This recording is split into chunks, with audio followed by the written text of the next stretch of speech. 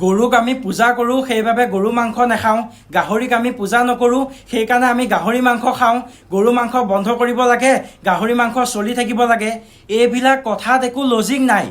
পাগল নেকি আপুনি? নহয়। তো এইবিলাক কথা লাগি থাকি কি লাভ আছে?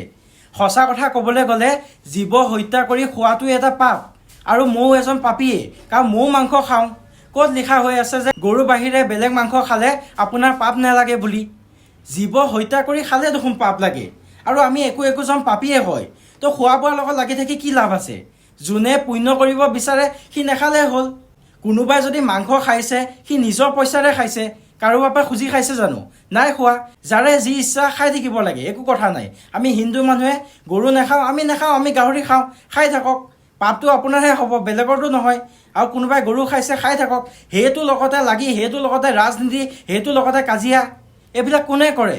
যাৰ কাম নাই, যাৰ মাথাত মাল নাই, সেইবিলাক মানুহে লাগি থাকে। তো খোৱা বোৱা ক্ষেত্ৰত আমিতো লাগিবলৈ নাই। যদি আপোনাৰ খাবলৈ মন নাই, আপুনি নাখাব। যদি খাবলৈ মন আছে, নিজৰ পইচা দি খাওক, কাকো খুজি খাব নালাগে, আৰু কোনোৱে কাকো খুজি খোৱা নাই, নহয় জানো?